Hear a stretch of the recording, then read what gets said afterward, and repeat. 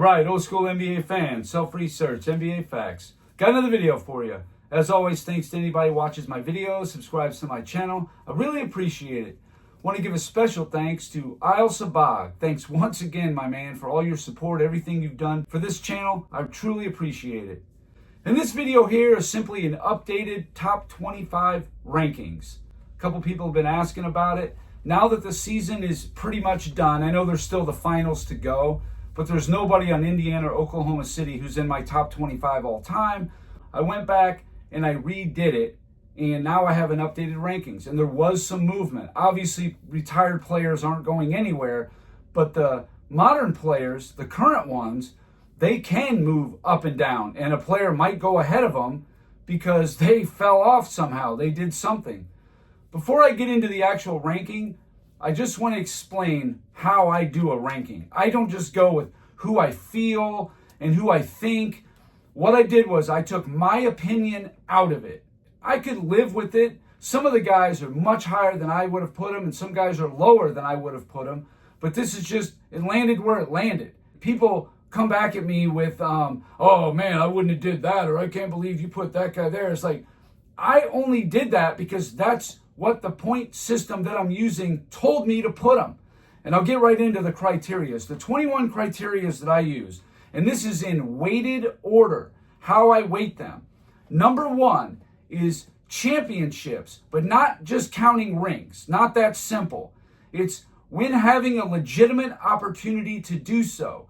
And for me, that means being the number one overall seed. That way you have home court advantage, at least to the finals. And then the other way is if you're in the finals. You obviously have a legitimate shot at a title if you're an all-time great and you're in the finals. How could that not be the case? That's number one most powerful thing for me. Number two, playoff competition and the results of those competition. How good were the teams that you played, and how good did you do against them? Pretty simple. Number three, how well did you maximize your teammates? Just get everything you could out of these guys. Make them the best player, the best version of them that they could be. Some guys are really good at that, and some guys weren't. It just is what it is. Number four, the strength of your teammates. How good were you playing with these guys? Are they good? Were they so-so? You have a bunch of studs on your team. You just have like a couple of guys. All that matters. Absolutely. Number five, making the playoffs. That is a big deal. You got to make the playoffs if you're an all-time great. You miss it once or twice, all right, maybe you banged up or something happened, okay. But you miss the playoffs 3, 4, 5 times. That's an issue. It is. And I start taking stuff off of you for that. At number 6, 5 and 10-year peak. 5-year peak and your 10-year peak. Those two things, how high could you get and how long could you stay there for? Those are very big things. Again, I don't compare head-to-head statistics from one era to another. But what I can look at is how well you did in your era versus your peers versus another player did in his era versus his peers. Definitely a way to do that. And believe me, this is complicated. I did this last year and it took me months to put together. So this one obviously is a lot easier. There was some movement though. Number 7, being good at both ends of the ball. Now obviously, if there's somebody like a Magic Johnson who's great at one end, maybe one of the best offensive players we've ever seen, but he's at least solid on the defensive end, that's to be taken into consideration. But if somebody is great at both ends, which there's not very many players that were great at both ends. They might have been great at one end and very good at another, but to be great at both ends, that's something that probably 10 players ever had in the history of the NBA, in my opinion. Number 8, staying with the same team your whole career, unless you got traded or something that was beyond your control. If you forced a trade, that's the same thing as being a free agent and going to another team, colluding to try to up your chances at winning a ring. Your standard has now been raised. Sorry, that's just how I do it. No way is somebody like a Kevin Durant going to be looked at the same as a Tim Duncan. No way. Just not going to happen. Definitely going to take something off for that. Number 9, upsets, not being upset. That's a big one. You beat who you're supposed to beat, and you didn't let people upset you. That is big. Number 10, coming up big in big moments. Now that is going to be a little more subjective, but that's a big one. To me, you got to come up big when it matters. Games on the line, series on the line, whatever. And it doesn't have to be one play or a buzzer beater. I just mean a game you got to have. You're down 2-1 and you're playing game 4 on your home floor. If you lose, you go down 3-1. There's an example right there. You got to win that game 4. You do not want to go down 3-1 and go back to the other team. Or just like what happened in Indiana. They were up 3-2. Indiana had to win this game, or game 7's in New York, and they did. Number 11, longevity. Longevity, again, is very subjective. There's no real measurement for it. It's just who was really good for a long time. Definitely score points on that. That was the 11th. That's actually right in the middle of it. I think it's important, but it's not as important as a 5 and a 10-year peak for me. Or winning when you had the opportunities, and actually all the ones I just named, to me, are more important than that. Number 12, statistics. Your statistics do have a place. It's not the be-all, end-all, but sure, they matter, absolutely. Number 13, league leaders. Leading the league in stuff, being the absolute best at something is big. Now, there's players like Steph Curry, people say the best three-point shooter of all time. Maybe he is. Moses Malone is the best offensive rebounder of all time. Bill Russell, the best playoff rebounder of all time. Hakeem Olajuwon, the best shot blocker of all time. That's the type of stuff I'm talking about. Michael Jordan, the best point per game scorer, playoffs, regular season, finals of all time. Those are the kinds of things I'm talking about. League leaders, it's big, really is. Not total stats. That's covered in longevity and statistics. Number 14, voted on accolades. MVPs, all NBAs, all defenses, that stuff's all voted on. It has a place, sure, and some of it's obvious, but sometimes the media likes to play favorites. And that's kind of where I don't put as much weight in it as I do the other stuff. Because you could easily just vote somebody in. Like, I personally don't think LeBron James should have won the 2012 MVP. I just don't. I thought Kobe Bryant should have won the 2006 MVP. But that's just me. But I'm never going to sit here and say, oh, somebody got robbed. You could probably make a case for either player. But I'm just saying, that's why voted on accolades just don't have as much weight. Because there's always somebody who's got a case for it. This year, a lot of people thought Nikola Jokic should have won the MVP. I don't know. Did he get robbed? Maybe. Maybe he didn't. Maybe the other team won 68 games, and only that's the 7th time in NBA history that any team has ever won 68 games, and they looked at it from a historical value, not the PER of it all. So I don't know.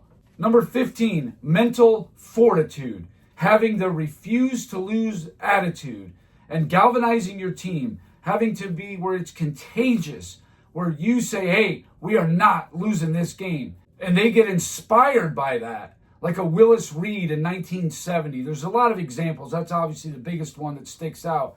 A lot of examples of mental fortitude.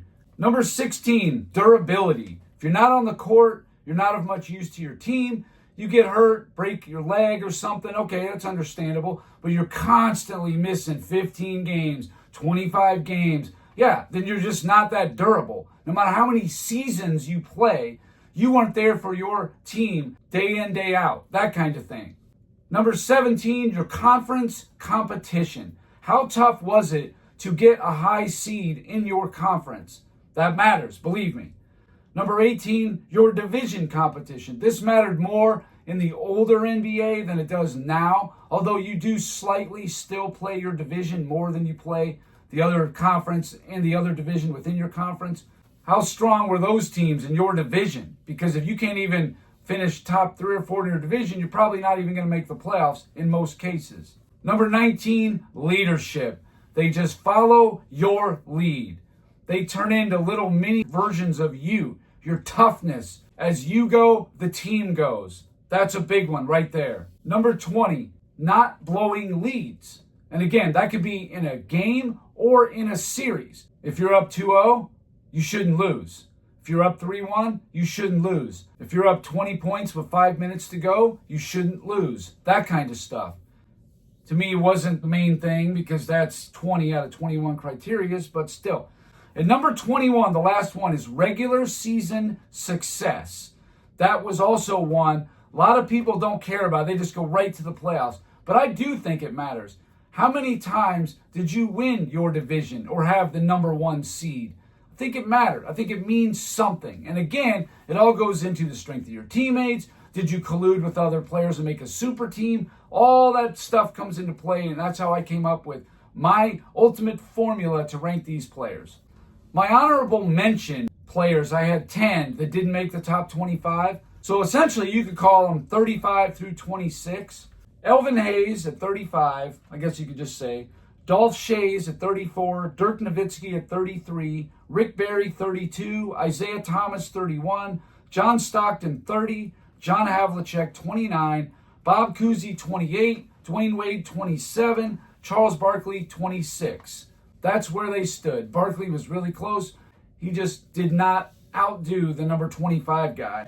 And I used to have, at number 25, used to be Giannis Antetokounmpo, but that's changed. Here's my top 25. Number 25, Elgin Baylor. Elgin Baylor used to be number 23, but he is now number 25. When it comes to championships, he was 0 for 6, and that was the thing I weighted the heaviest. So he had 6 opportunities at a championship. He didn't win any.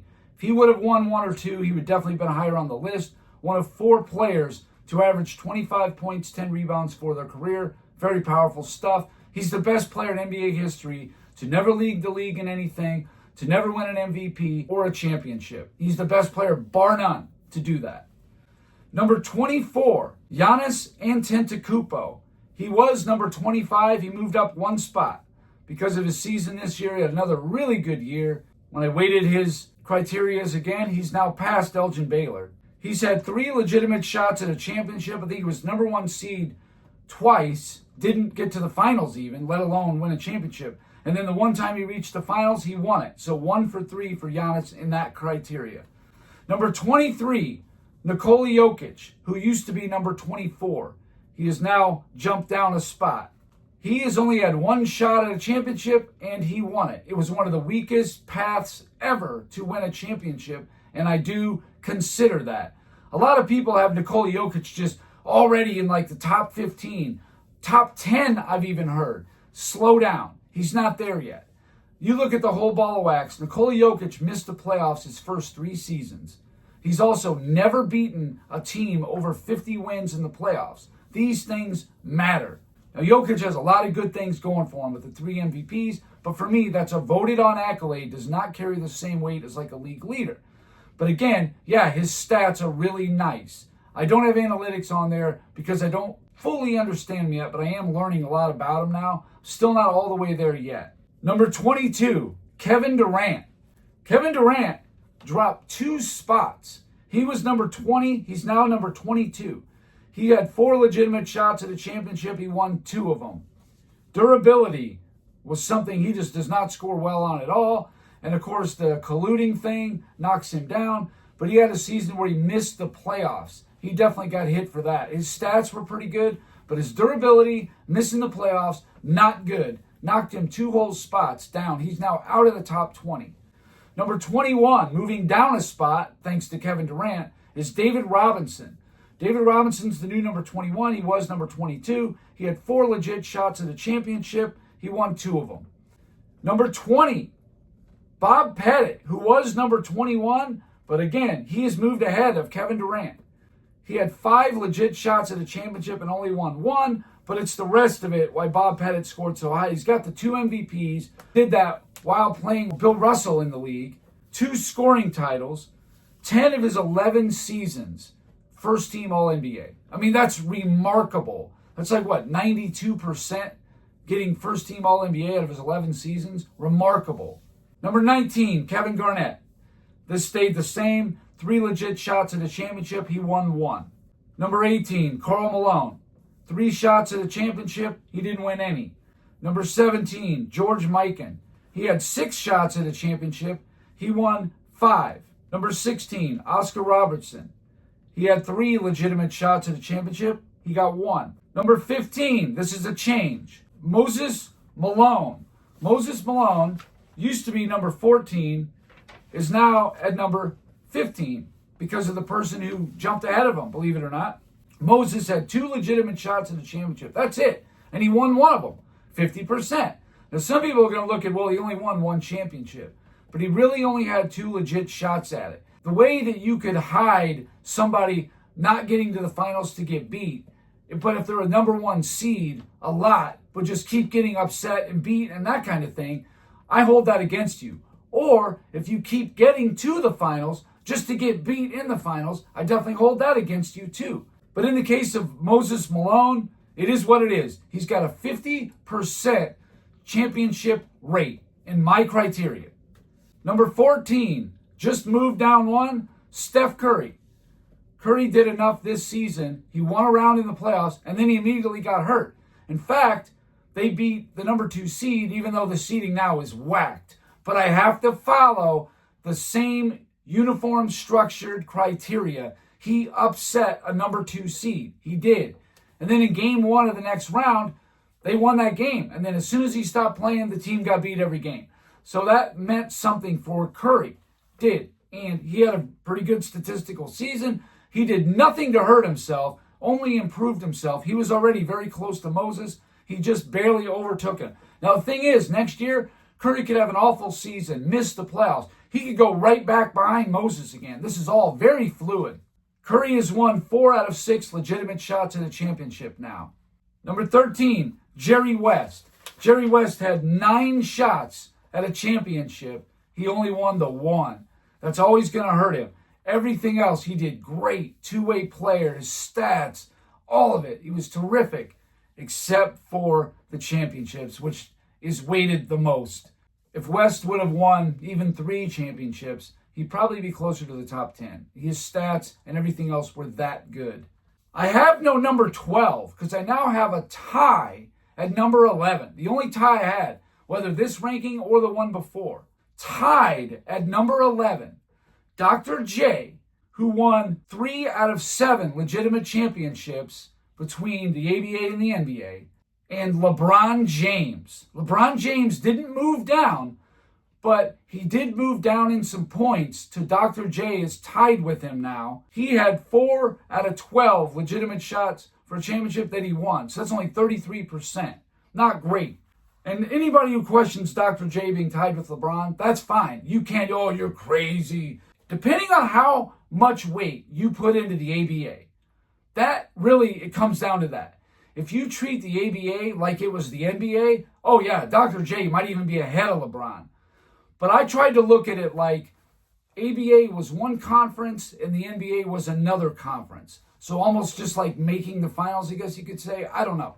But when you look at Dr. J, this dude did some amazing things. Yeah, he's got the 3 ABA MVPs, the 1 NBA MVP, he's got the 3 scoring titles, got the NBA championship, all that stuff, sure. Dr. J is a perfect 16 for 16 in All-Star games. All 16 seasons he played, he made the All-Star team. That's nice. Very nice. The thing is, when you look head-to-head, LeBron James and Dr. J, and you look at who are the best 5 teams that either one of them beat. Now, obviously, you're going to say the 2016 Warriors, the 2013 Spurs, probably the 2012 Thunder, I'm guessing. You might say the 2011 Bulls. I don't know. Who else you got? Who are you going to say was one of the 5 best teams that he beat? I don't know. I don't even know who the other team would be. Maybe the 2007 Pistons? Who are the teams he actually beat? Enough of hearing about who he faced.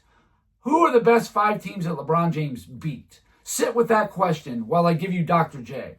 Dr. J, 5 best teams that he ever beat, in my opinion. The 1980 Boston Celtics, the 1982 Boston Celtics, the 1976 Denver Nuggets, who were a 60-win team in the ABA. They had Bobby Jones, Dan Issel, David Thompson. That's 3 Hall of Famers on that team. They were very nice. Also, 1977 Boston. For all you Hall of Fame fruitcakes out there who think that's the be-all, end-all, 77 Boston had a prime JoJo White, prime Dave Cowens, prime Charlie Scott, and a past his prime John Havlicek. 4 Hall of Famers Dr. J beat in 1977. But the best one was sweeping the 1983 Lakers. There's no way LeBron beat any team better than the 83 Lakers. Certainly not the 2016 Warriors. Not the way they were all beat up. Curry was beat up. Bogut was beat up. Green suspended. No, there's no way. Even at full strength, I don't think that Warriors team was better than the 83 Lakers. Just don't see it. But I'm saying Dr. J beat much better teams than LeBron James ever beat. And that's what it really all comes down to, right? But the longevity's in LeBron's favor. There's back and forth that went. A tie score. Can you believe it? Dr. J and LeBron are tied at 11. That's just how it is. Number 10, no change. Shaquille O'Neal is number 10. So the rest of the top 10, there's been no change. There's nobody cracking the top 10, but I'll give them to you anyway. Number 9 is Tim Duncan. Now, Tim Duncan had 10 legitimate shots at a championship, either reached the finals or was the number 1 seed. He won 5. 50% is good. That's solid, no doubt. Keem Olajuwon, only 3 legit shots at a title. He was never the number 1 seed, but made the finals 3 times and won 2 of them. Number 7, Wilt Chamberlain. His individual numbers are off the chart. I mean, they were better than anybody's. But the team stuff is what ultimately dragged Wilt down in his lack of playoff success. 2 out of 7 legitimate shots at the championship he won.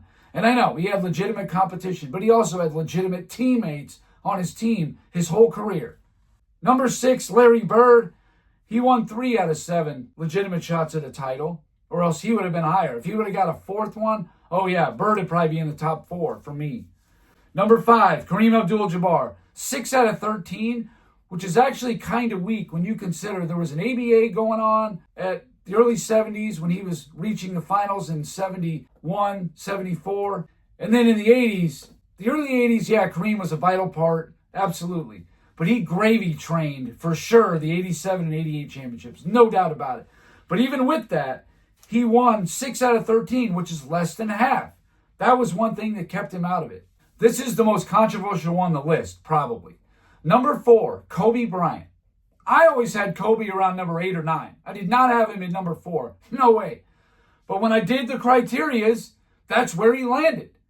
His competition was the toughest on the whole list. And that was the number 2 thing on my criteria list. And the number 1, the championships, he won 5 championships in 7 legitimate shots. That's one of the best on this whole list. Kobe Bryant, when a series is tied 2-2, is 11-1. That's the best of any player since the merger. That is fantastic. Better than Jordan, better than Magic, better than anybody. That was phenomenal. 11-1, a series tied 2-2. That means whoever gets the next 2 wins wins it. There's nobody better than Kobe. Nobody. That's got to mean something. And it did. Kobe just barely edged out Kareem. And to be honest with you, all these guys are almost a virtual tie. From 3 through 8. Number 3, Magic Johnson. He won 5 out of 11 legitimate shots at a title. The only one that wasn't was 1981. Didn't reach the finals and wasn't the number 1 seed. Every other year he was either in the finals or the number 1 seed. 5 out of 11. It's okay. Not bad, but just not as good as some of these other guys. But even still, Magic scored off the charts with the maximizing teammate stuff, all that. He did so well. But I would say Magic, Kobe, Kareem, Bird, Wilt, Olajuwon, 3 through 8, you could just interchange them. Do any order you want. If you want Olajuwon 3rd and you want to put Kareem 8th, I'm okay with that. They were all pretty close in there. Now, most people, especially the media, they're just going to look at the number of championships, the number of MVPs. They won't take anything else into consideration. How about the fact you look at Kareem? Olajuwon has 2 Defensive Players of the Year. Kareem doesn't have any. Does that not mean anything at all? Also, Kareem was playing in an era when he was winning those MVPs when there was an ABA going on. Once they merged, what did he get? 1, I think maybe 2 MVPs? That was it. All the rest of them he got while the ABA was going on. And he had a big gap there from 72 to 79, 8 years He did not win a championship. That's a long time for somebody not to win a championship. It just is. 8 years? Yeah, that's a long time. Number 2 on my list is Bill Russell, even counting the 58 finals when he played half the series. 11 out of 12 legitimate opportunities to win a championship. He did. No real failures you can point to. And then number 1, no surprise, Michael Jordan. 6 out of 6 legitimate opportunities to win a championship. And that's where it sits. There was some changes. Some guys at the very top, a couple guys in the middle there. But the only current players I even have are LeBron James, Steph Curry, Kevin Durant, Nikola Jokic, and Giannis Antetokounmpo. So 5. 5 active current players. And again, those guys are going to determine where the rankings fluctuate. Because all these guys are retired. They're set in stone. Their numbers are never going to change. But you could mess up and have a bad season like Kevin Durant did. He doesn't make anybody better. Not at all. Is Devin Booker putting up better numbers with Durant than without him? No. There's no evidence whatsoever that Kevin Durant makes anyone better. Russell Westbrook won an MVP away from Durant, and he was playing in his prime years with Kevin Durant. Harden, you can't really say that. He only played a couple years and he was younger. That doesn't really apply here. But I'm just saying, like, Serge Ibaka won a championship. I know he was probably the 3rd or 4th best player on Toronto, but I'm simply saying, does Kevin Durant legitimately make teams better? Does he? I don't know about that. There's no real evidence to support that whatsoever. And based on his 2025 season, Kevin Durant dropped. He dropped 2 spots. So David Robinson and Bob Pettit moved ahead of him. It is what it is. So anyway, there's my new rankings. Like it, hate it, let me know in the comments. And again, I just followed a criteria. I let the chips fall where they may. I would never have Kobe Bryant 4th. I just wouldn't. I don't think he's the 4th best player of all time. But according to this, he's the 4th greatest player of all time. You want to talk about better? That's a different conversation. That's more of like who's a better individual player as far as statistics and all that. But when you put everything together, how good of an individual player and how they affected winning, put those things together, that's where my list comes into play. You could say all day you think a player is better than Kobe Bryant, whatever. But he wasn't greater. What Kobe did was phenomenal. He had a great career. 1 less championship than Kareem, and Kareem played 20 years. 4 of them with Oscar Robertson, 10 of them with Magic Johnson. Just saying. He had 8 years with Shaq. That was it. So, anyway, that's all I got for this video. Thank you guys for watching. If you liked it, please hit the like button. If you wouldn't mind sharing it, that would be great. If you haven't subscribed already, please do. I've been giving daily content. And that's it. Until next time.